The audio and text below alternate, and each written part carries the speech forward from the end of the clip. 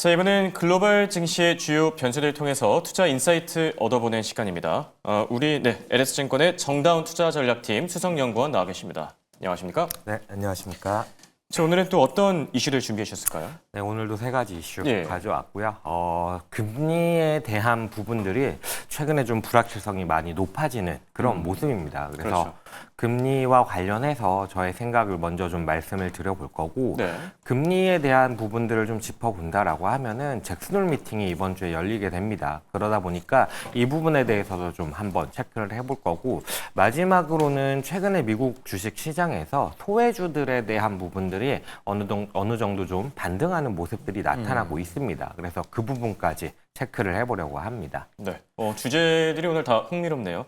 자, 그럼 첫 번째 주제로 금리 얘기를 꺼내주셨는데, 지난주에 CPI가 발표됐을 때만 하더라도 분위기가 괜찮았는데, PPI가 발표된 이후에 분위기가 좀 많이 달라진 것 같아요. 금리 전망 어떻게 보고 계십니까? 네, 결론적으로는 저는 올 하반기에 금리 인하에 대한 부분들이 시장의 기대치가 약간은 좀 높은 게 아닌가. 그러니까 예. 지금 시장에서는 뭐 세 차례 정도의 인하를 좀 기대를 하고 있는 것 같은데 그 부분이 과연 가능할지에 대해서는 조금의 의구심이 있습니다. 예. 다만 9월 같은 경우는 워낙 지금 기준금리 자체가 중립금리 수준에서 상당히 좀 멀리 떨어지게 높은 수준이기 예. 때문에 한 차례 인하는 가능하지만 그 이후의 경로에 대해서는 당장 파월 의장이 확신을 주기는 예. 조금은 어렵지 않을까 이렇게 좀 생각을 하고 있습니다.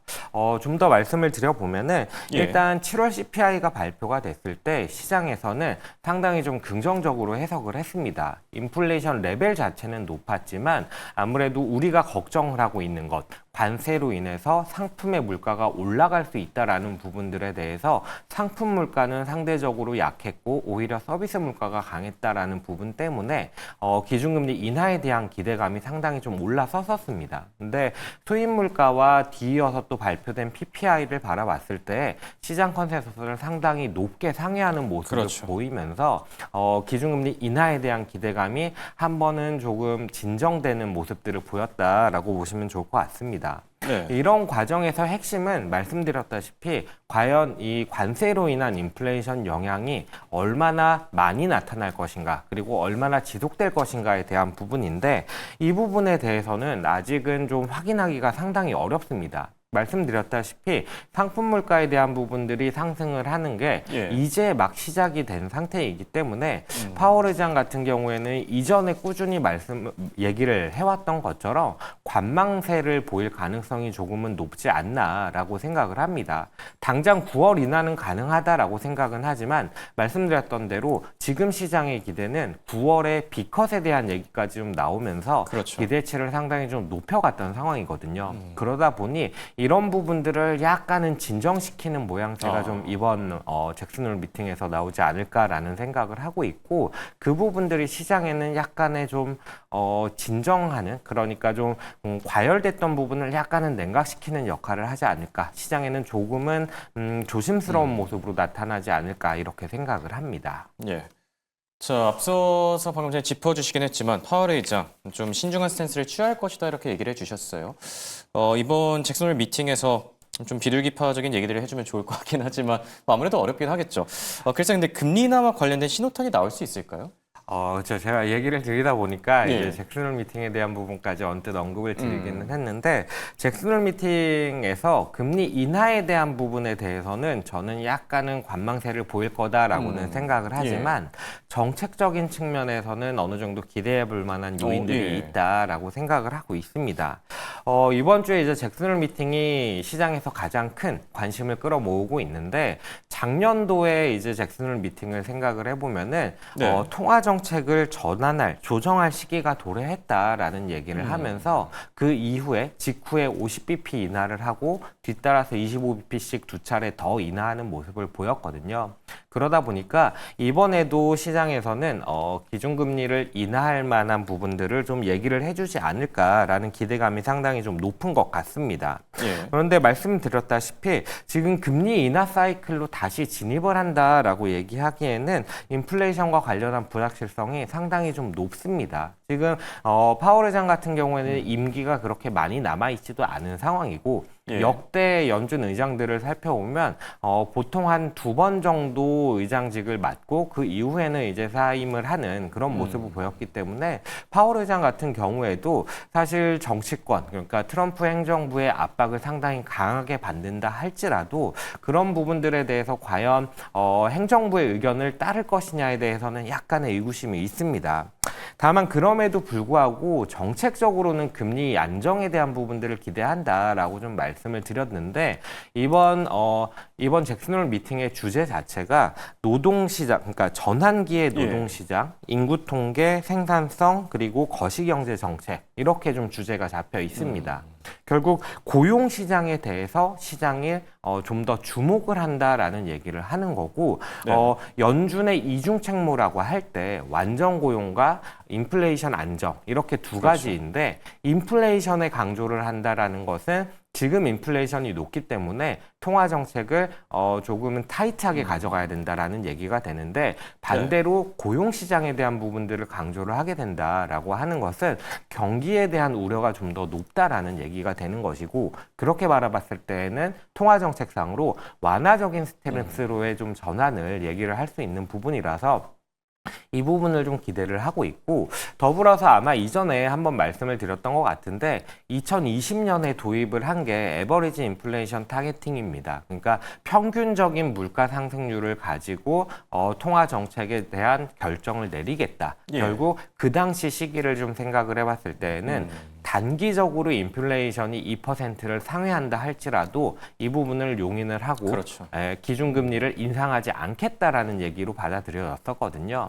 이 부분에 대해서 앞으로는 좀 더 미래에 대한 인플레이션 전망치를 좀 더 준용을 해서 정책 결정을 하겠다라는 식의 조정이 나온다라고 한다면은 저희는 충분히 기준금리 경로에 대해서는 약간의 부정적인 예. 부분들이 있겠으나 정책적으로 기준금리가 어느 정도 좀 안정을 찾아가는 그림을 기대할 만한 좀 신호를 주지 않을까 이렇게 좀 기대를 하고 있습니다. 네. 정리를 해보자면은 금리 인하와 관련된 이 직접적인 발언들을 삼갈 가능성은 크지만 그래도 통화 정책과 관련해서는 좀 긍정적으로 기대해볼 만한 얘기들이 나올 여지가 있다는 점 참고하시면 좋을 듯하고요. 자, 이어서 세 번째 변수로 준비해 주신 게 바로 소외주입니다. 소외주에 관심을 두는 시장이라는 토픽인데 소외주에 대한 관심 계속 가져야 되겠죠? 네, 저는 사실 이번에 기준금리에 대한 부분들을 예. CPI가 발표됐을 때 저 역시도 상당히 좀 기뻐했었습니다. 예. 왜냐면은 저 역시도 지금 앞에서도 좀 말씀을 주셨던 것 같은데 S&P 500의 PER, PBR 밸류에이션이 상당히 높은 상태이고 그 중심에는 당연히 우리 모두가 긍정적이라고 생각을 하는 AI 예. 영역들, 반도체 영역들의 밸류에이션이 상당히 높기 때문에 맞습니다. 이렇게 좀 시장의 부담이 높아진 상태이거든요. 근데 여기서 만약에 기준금리 인하에 대한 시그널을 확실하게 준다라고 했을 때에는 시장은 그동안 높은 금리 레벨 때문에 좋지 못했던 영역들, 소외주들이 좀 반등을 해나갈 수 있는 그림이 되기 때문에 저 역시도 상당히 좀 기대를 했던 부분이고 지난주에 와서 말씀을 드렸던 것처럼 금리에 따라서 이 투자에 대한 부분 역시도 상당히 좀 활성화될 수 있는 정책들을 이미 트럼프 행정부가 많이 좀 펼치고 있는 상황이거든요. 그러다 보니까 금리가 좀 낮아질 수 있다라는 기대감이 상당히 좀 중요한 것 같고 저는 뭐 앞에서 좀 말씀을 드리기는 했습니다만은 기준금리 자체가 좀 가파르게 내려가는 그림은 아닐지언정 예. 그럼에도 불구하고 금리에 대한 안정 기대감은 여전히 좀 유효할 것이다라고 좀 판단을 예. 하고 있습니다.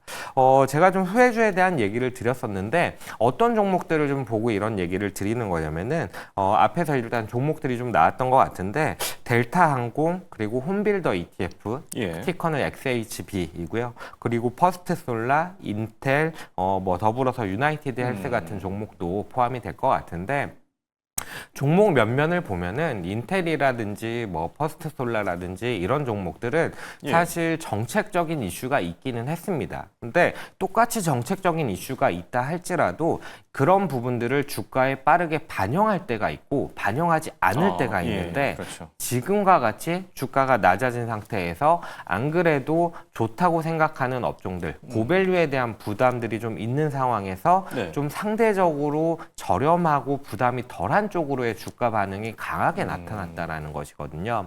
그 말은 결국 시장에서도 이렇게 좀 폭이 좁아진 시장에 대한 경계 심리를 가지고 있다는 것이고, 만약에 이번에 기준금리 인하에 대한 기대감이 좀 더 부각이 되면서 시장이 좀 폭이 넓어질 수 있다라고 얘기를 한다면은, 그랬을 때에는 지금까지 강했던 업종들이 잠깐 쉬어가는 동안에 지수는 크게 흔들리지 않은 상태에서 어느 정도 버텨주고, 이후에 좀 비쌌던 업종들의 이익들이 좀 올라와 주면서 지수가 추가적으로 상승할 수 있는 여력을 좀 만들어줄 수 있다라는 측면에서 상당히 좀 긍정적인 흐름으로 갈 수가 있거든요. 그래서 저는 기본적으로는 이러한 소외주에 대한 반등이 조금 더 이어질 것이다라고 생각을 하고 있고, 예. 전체적인 시장으로 바라봤을 때 긍정적인 그림일 것이다라고 좀 생각을 하고 있습니다. 네.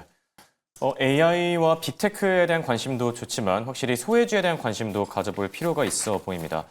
대표적으로 못 꼽아주셨던 종목들은 뭐 퍼스트솔라, 인텔 같은 종목들이 있으니까요. 같이 참고해 보시기 바라고요. 자, 그리고 국내 증시에 대한 얘기를 나눠봐야 될 것 같은데 3,200 아래로 다시 떨어졌습니다. 코스피가요. 국내 증시 괜찮은 걸까요? 어떻게 보시죠? 네. 그래서 사실 저도 주말 동안 많은 고민을 했었고, 예.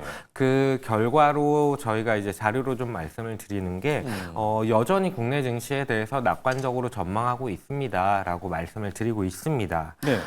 말씀하셨다시피 관세 부과에 대한 부분들이 상당한 좀 부담으로 작용을 하면서 예. 전일 코스피가 3,200선을 하회하면서 마감을 했습니다.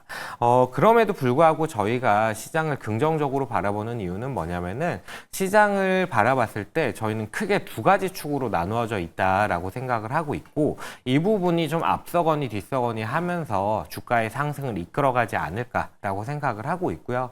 두 가지 축이 뭐냐라고 했을 때, 예. 하나는 한국 내부적으로 주식시장을 활성화하겠다라는 정책이고요. 다른 하나는 매크로 환경에 대한 부분입니다. 지금 시기로 봤을 때에는 주식시장 활성화 정책이 당장 무언가 변화를 이끈다라고는 기대하기는 어렵지만, 반대로 이제 앞에서 금리라든지 뭐 소외주에 대한 얘기라든지 이런 부분들을 말씀을 드렸던 것처럼 매크로 환경 측면에서는 높아지는 유동성에 대한 부분들이 좀 반영될 여지가 있지 않나라고 예. 생각을 하고 있습니다.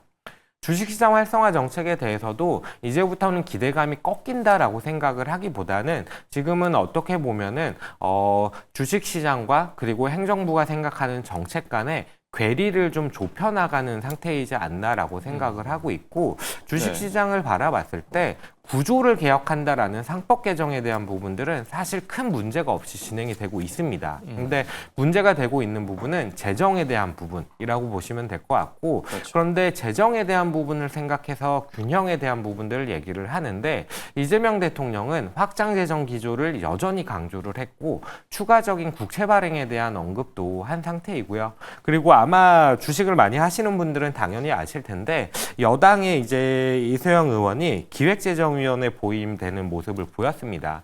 워낙 주식시장 친화적인 정책들을 많이 언급을 예. 해왔던 의원이다 보니까, 아무래도 기재부로 가서도 그쪽에서도 좀 더 주식시장에 도움이 될 수 있는 부분들로 강하게 좀 어필하고자 하는 부분이 아닐까라고 생각을 하고 있어서요.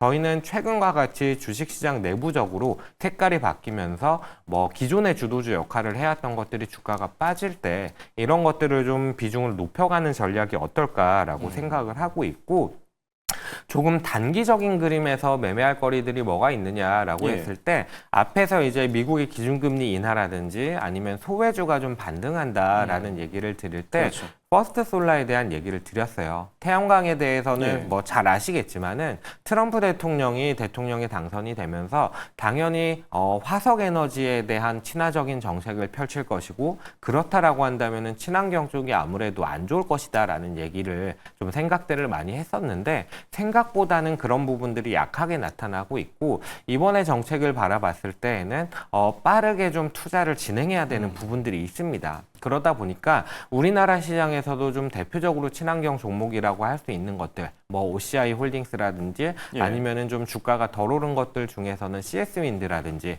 이런 쪽이 아무래도 미국발의 모멘텀이 좀 기대를 할 수 있는 부분이 있다 보니까 단기적으로는 그쪽을 좀 바라보는 것도 어떨까 좀 관심 종목으로서 좀 제시를 해보는 그런 종목들입니다. 예. 시장에서 관심을 그동안 많이 받지 못했던 소외주들, 국내 증시 쪽에서는 OCI 그리고 CS 윈드 같은 기업들을 짚어주셨습니다. 국내 증시가 어제는 좀 휘청거리긴 했지만 오늘은 좀 강하게 반등해주길 기대해봅니다. 지금까지 정다운 수석연구원과 함께했습니다. 감사합니다. 네, 감사합니다.